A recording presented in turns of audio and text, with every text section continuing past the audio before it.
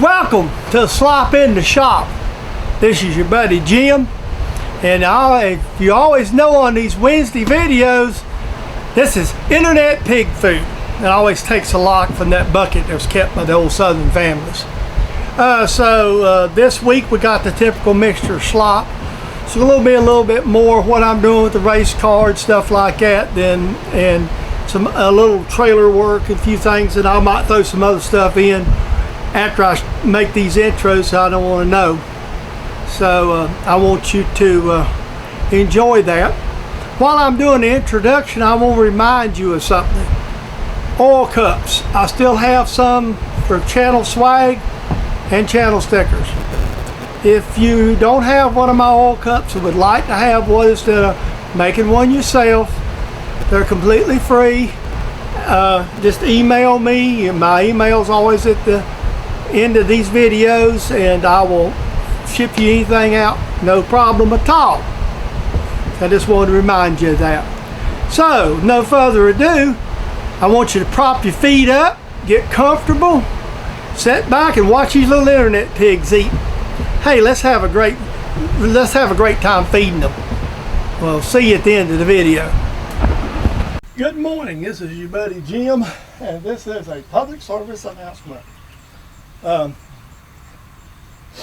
know you've known for a while that my shop uses a outside air compressor, and it's usually just a small one. Well, this week it decided to go south for the winter. So what we're doing is we're going to change it out this morning. We got several things we're going to do today, and it's going to be a video working to catching up some stuff.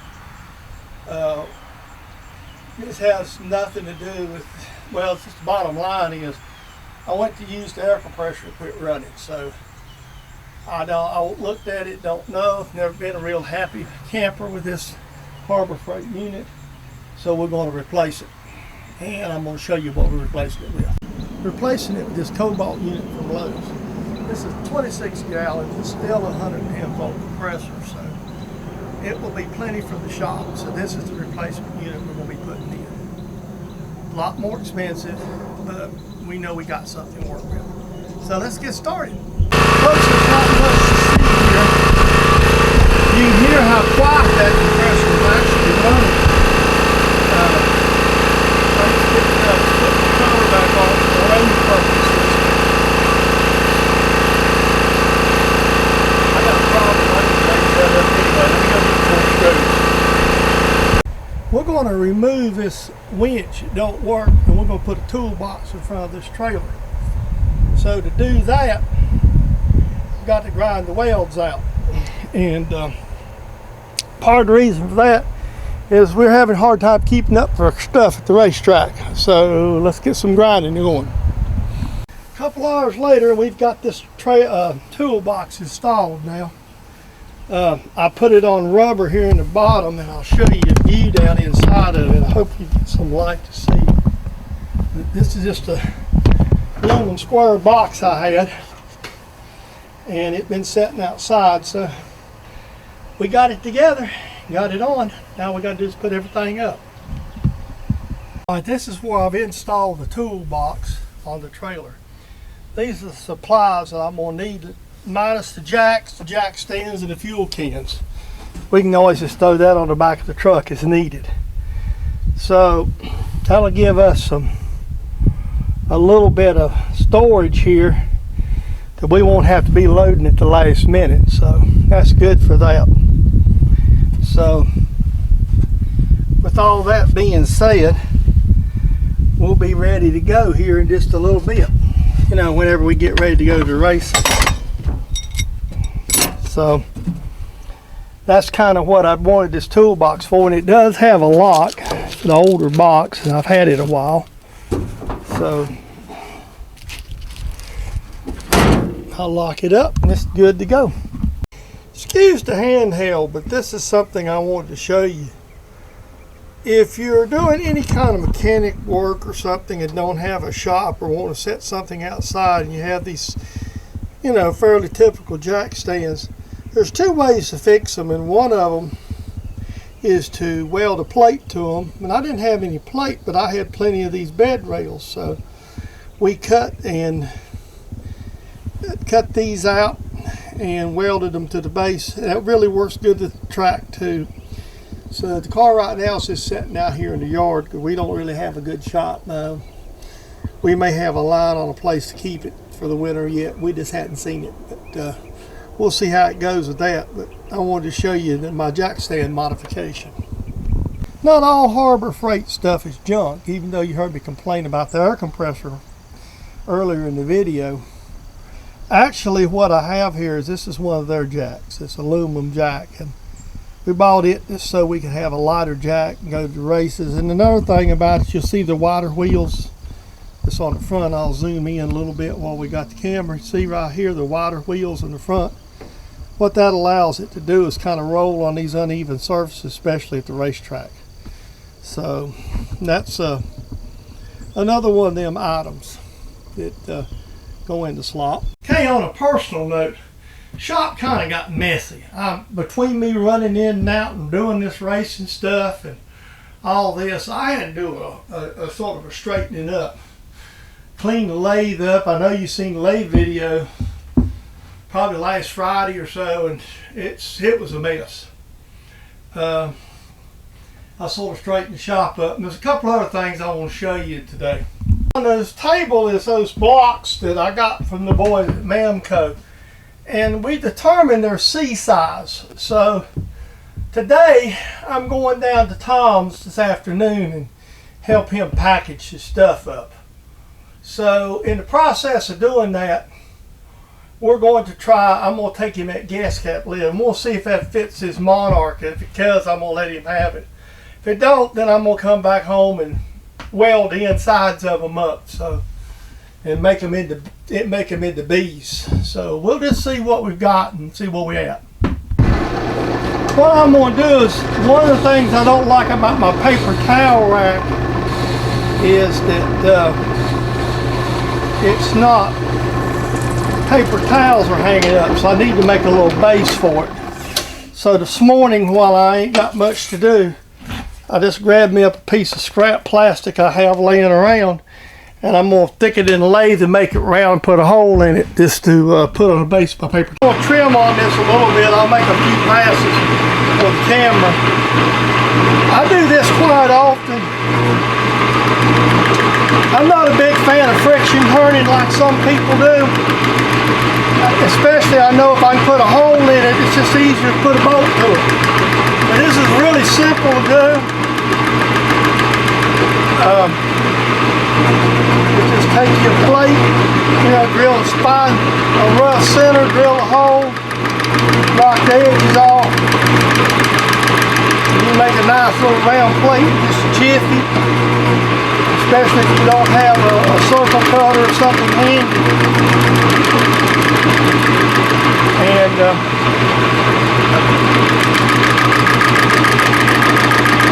this something set that paper towel on, and I just measured it off. And you see, I'm just taking light passes, knocking edges off.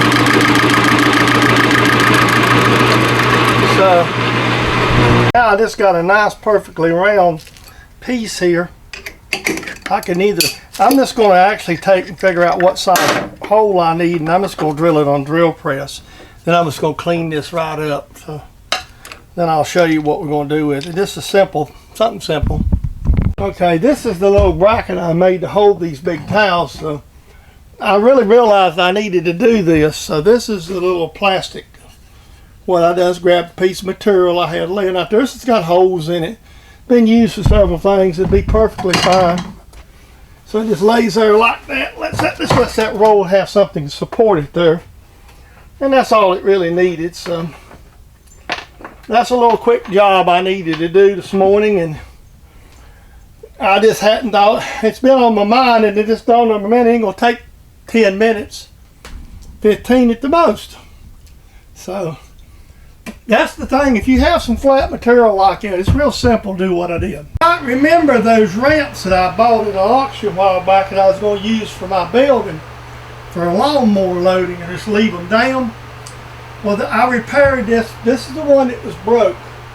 what I done is I had a piece of that steel for the swing, and I cut a piece of tubing that fits inside of here. So it's bolted to here, and I'll turn the thing, let me turn it around. Hopefully I can do this without messing up the camera. And you can see what the bolts in the back. I didn't put washers in the back, but I didn't need to put as much load on them. So you can see I got 3/4 inch bolts and everything's Loctite, with green Loctite. Since I can't weld aluminum here, I decided I just bolt it together, and you can see this brown piece of steel that's underneath there. So that's another chore today. Hey, I want to do a segment of something that's come to my mind today. I was working on the ramps and stuff, and I'm going to show you one of the handiest tools in my shop. And this is this little Milwaukee 3/8 M12 lithium cordless ratchet.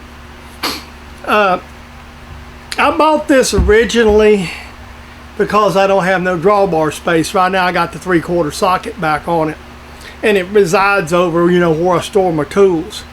But it's come in handy for a lot of things. Like I worked on the ramps today and run them 7/16 inch sockets up, bolts up. We changed the water pump on the race car last week, and I just used it. It's just handy. It's a perfect little tool for the hobby mechanic, machinist, homeowner.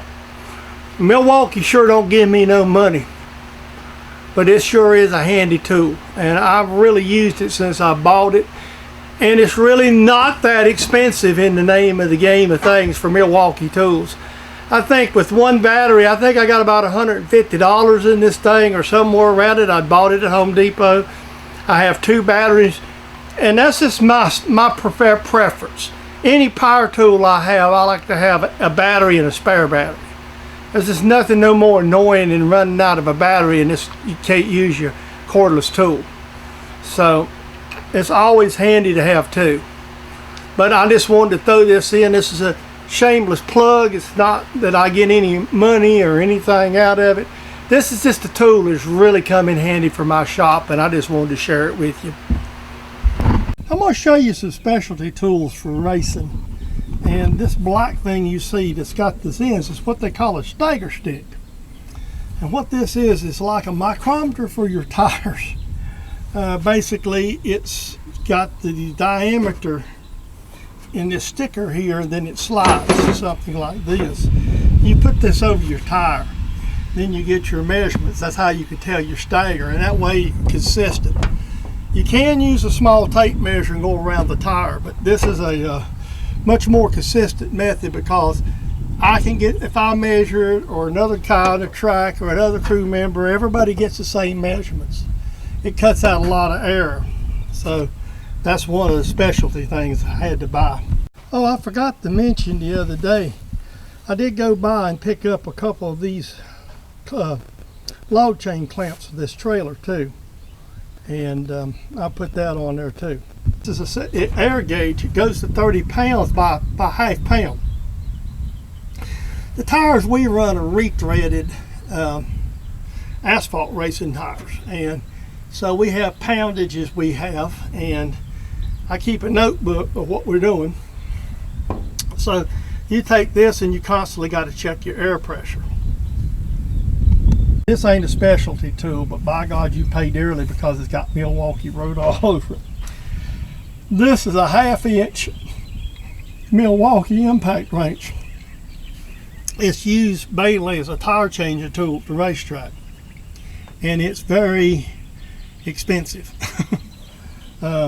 This one with 2 batteries and a charger set me back a good bit, but you got to have a good tool. And I have a cheaper one. You might have seen me in an auction thing. It just ain't man enough. The one thing about this Milwaukee, it runs a lot slower, so it's got a lot more torque. So that's another tool I'm going to throw in this slop this week. This is not a 6F scraper, folks. This is actually sold as a mud scraper, and what its job is to scrape loose mud off and come in after you do your early warm-ups. If you look on the trailer, I haven't cleaned it today, and you can see where we unloaded, and it's still got, this is dried mud that fell off the race car from pulling it back from the last race. So that's what you have there sometimes. So we got some nice looking tools here. This is a specialty tool, but you have to go to speed shops or whatnot to get it. I cut the mic off, so basically I wasted footage. But what we did is that radiator was moving back and forth in this race car, and the way they had it, these brackets just was sitting on top of the radiator, no rubber, no support. So I took some Durlin. Now I have footage, but unfortunately for you, I might show a little bit some sound off, but basically that's what I did. Fixed the radiator today. So it's maintenance in the race car. I'm gonna have to put a piece back here, but that won't take but a minute. Well, for all you people wondered what those nuts was for, there it is why. This one had a different one on it, and you know, I had to put one of my own on my own race car, so what that does is that does seal it up better. So with all said and done, we got that done too today. Well, that's been on there. I just thought I had the camera out here. I thought I'd show you. I hope you enjoyed Slop in the Shop. This week we got you a little bit extra pig feed. We throwed it together for you. I hope you enjoy it. And if you're so inclined, make sure if you had subscribed to this is the first time you visited my channel and you like what you see, jump on that subscribe button. If you're a subscriber and know other friends that like machining and a little bit of everything videos, how about having them stop by and pay me a visit? We like to get to that 1K just to get able to get higher in the internet pecking order on the YouTube. I will remind you, I'm not looking to monetize right off, so this channel is more about sharing than it is financial gain for me. And with that being said, I mentioned the first video, and I'm gonna mention it again. Oil cups are still available. I've still got some. I still give them away free of charge. Anybody wants to email me, I'll send you one. That's just something I like to do, is sharing. So with all that being said, I hope you enjoyed today's Slop in the Shop. I hope you stop by the shop and visit often. I hope you decide to be a member of my family, to subscribe. It's painless, costs us nothing. There's no ramifications, no emails, robocalls, religious organizations beating on your door, or your mailbox getting full. So how about thinking about it for me? I appreciate it. You sure would subscribe if you ain't already. With all that being said, hope you enjoyed the pig food this week, and we will see you in that very next video. Have a great day.